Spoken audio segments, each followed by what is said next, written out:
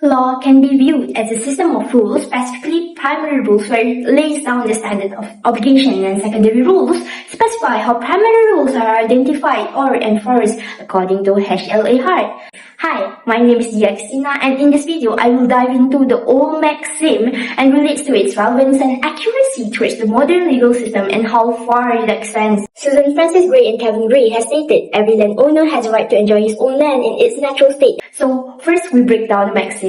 The ancient legal maxim of quies est solum ius est us ad colum et ad inferus refers to he who owns the land owns everything reaching up to the very heavens and down to the very depth of the earth. It expressed a unitary view of land ownership where surface, subsoil, and airspace were one legal thing. Sir Edward Coke was the one who established this principle in Bury against Pope 1587, where there was a statement as follows: and lastly, the earth hath in law a great extent upwards not only of water, as hath been said, but of air and all other things even up to heaven. For cutters as solemn it is as at column as it is holden. Thus, this maxim served as the foundation of land law in the early times, but unfortunately, this maxim is long overdue from the modern world due to the deep tunneling, long-range drilling, pipelines, drones, and even satellites, and this could limit the principle in the maxim. But first, let's look at the practical limitation of the maxim in the context of airspace.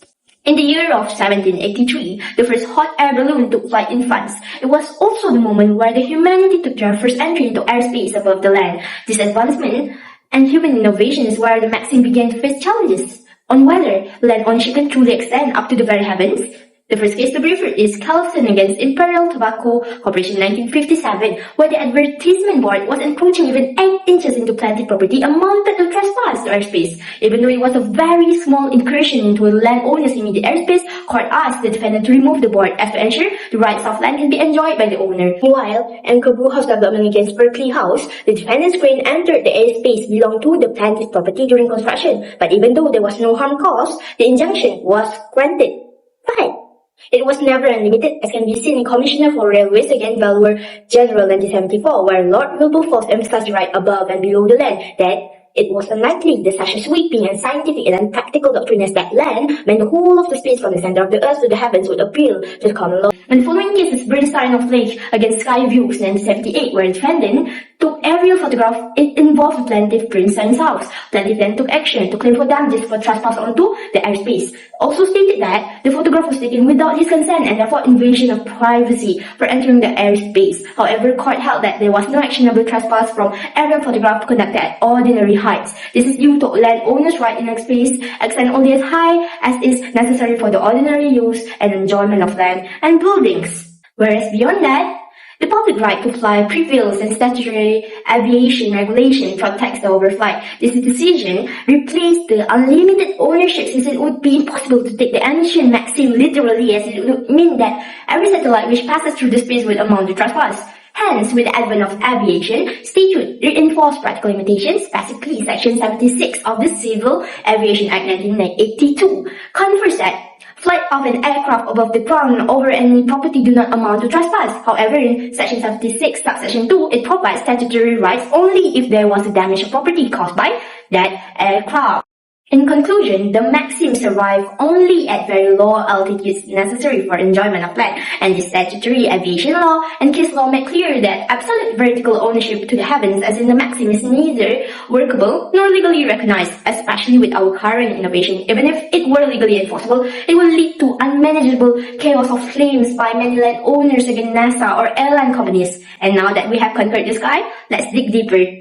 Literally. The next space we are going to focus on is the subterranean space, which is land below surface of the earth. When the maxim stated landowner could own the land down to the very depth of the earth, it would mean that one has right over the subsoil and minerals beneath the surface. And historically, this meant absolute ownership, but the law continues to evolve, where now statutory and practical limits have been placed by the court and the parliament. According to Antonia Layard, formulation of public land law used here defined as the governance of land by the state in public interest applies to all land. At common law position, however, one could own the subsoil, which is soil and clay beneath the surface, natural materials that could be found, foundation and basement built by the landowner. But nevertheless, this ownership do not extend indefinitely or literally, since some of the natural resources, such as oil, gas, coal, belong to the state by reason of public use. Before Bocardo, Mitchell against Moses in 1914, where it was held the owner of the surface land also the owner beneath that land. Meanwhile, Brisby against Melville, where the seller of the house was under claimant's property, but it was used by the defendant since the entrance was on defendant's property. The court found the seller to be under claimant. Stem LJ. It is, however, axiomatic that the conveyance of land carries with it all that is beneath the surface. On the other hand, Waverley Borough Council against Fletcher showed that where the medieval gold brooch was found by Mr. Fletcher in a public park owned by council, the court held the council to be the owner of the brooch. Although in Parker against British Airway Boards, the finder get to keep the items found rather than the landowner. The leading English case involved is the case of Bocardo SA against Star Energy Onshore, 2010, where the facts were drilled oil wells by the Star Energy, which is a company licensed under the Petroleum Act 1998, had passed through Bocardo's land at depth between 800 and 2,900 feet below the surface. Star Energy drilled those wells to access an oil reservoir but never obtained a wayleave from Bocardo and relied on its statutory license, while the issues arose on the extent of landowners' right beneath the land, whether deep drilling amounted to trespass, and the appropriate measure of damages. Supreme Court held these core points, where landowners are entitled to the earth of their land, but it became limited once it reached an absurd depth, and in this case, they were not at absurd depth, because it was reasonable. And Lord Hope gave the judgment that a landowner did own the ground beneath, including the minerals, unless there was a statute, as in Mitchell 1914. Second, the act by Star Energy constitute actionable trespass due to the deep drilling without plaintiff permission and consent.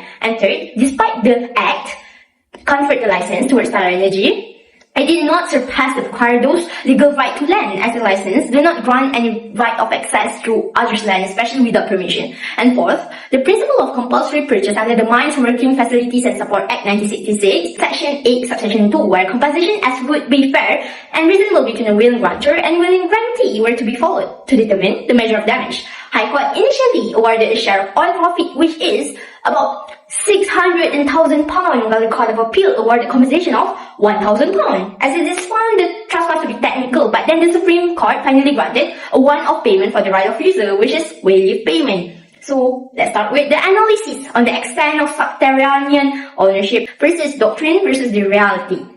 The Bocardo case maintained position of the ancient maxim as a legal starting point, where the court recognized the entitlement of the landowner could be extended beneath the earth. The judgment, however, simultaneously kept the compensation to be lower than the damages occurred. For example, when Star Energy drilled below Bocardo's land to extract oil, Star Energy basically did not touch the surface of Bocardo's property. Even though it constituted trespass, Bocardo would only receive a smaller compensation than needed since there was no actual harm on the land. Therefore, the court also said, we are not going to let you get rich just because someone drilled hundreds of meters under your land without bothering you at all. So this acts as compromise, whereas private property rights are respected, but it may not prevent projects involving the public resources.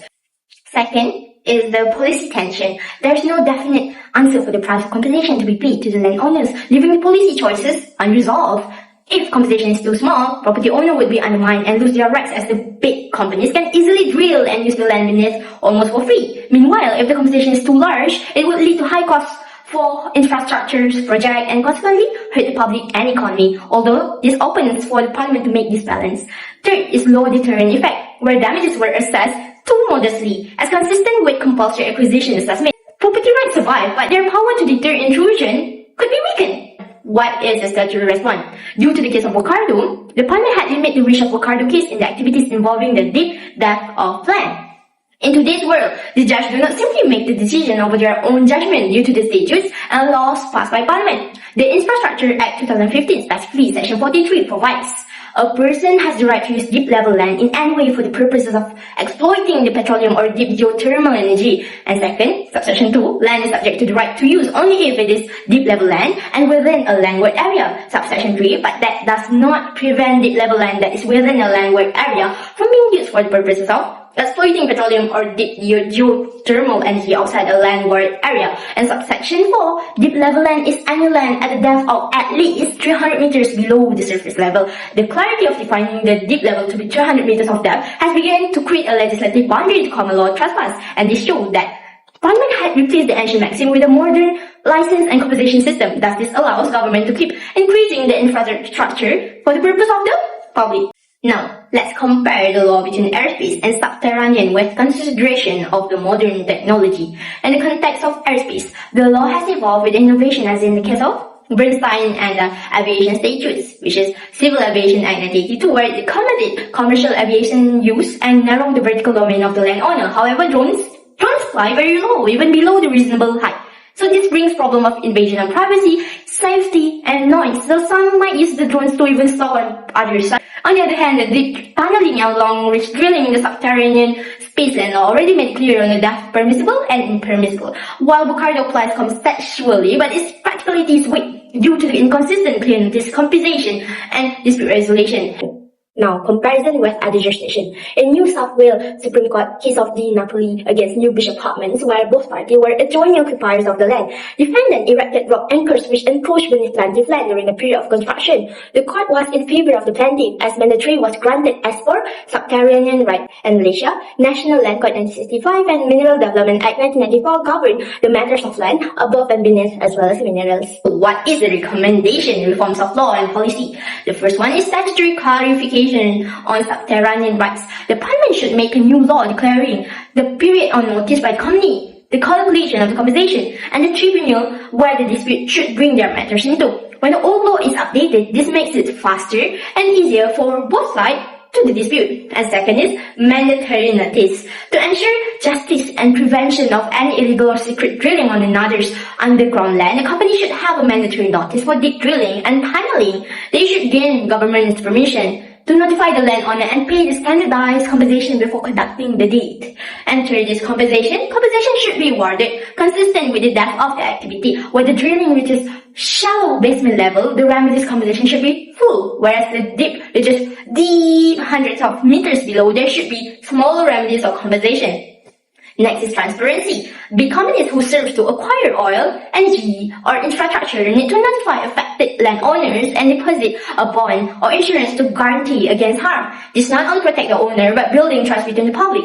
Next is Aerospace Statutes Reform. Aviation and privacy laws should include the altitude limits for drones to protect the landowners' enjoyment and use of land. If safe flight corridors for delivery and photograph drones could be set, it would lead to the modernization of the case of Bernstein in the drone area. So in conclusion, the ancient maxim still lives, where it was the starting legal point of land law in terms of the landowner's right for above and below your land. However, modern times has narrowed the maxim's range. This can be seen when Bucardo applies the principle but limit the compensation. Moreover, the statute passed by Parliament has a deeper and higher use to govern the dispute such fund in Infrastructure Act 2015. Hence, the law is not that, but calibrated. It has been made to be flexible and adapt with the current times, allow justice to be served by balancing the ownership with public interest.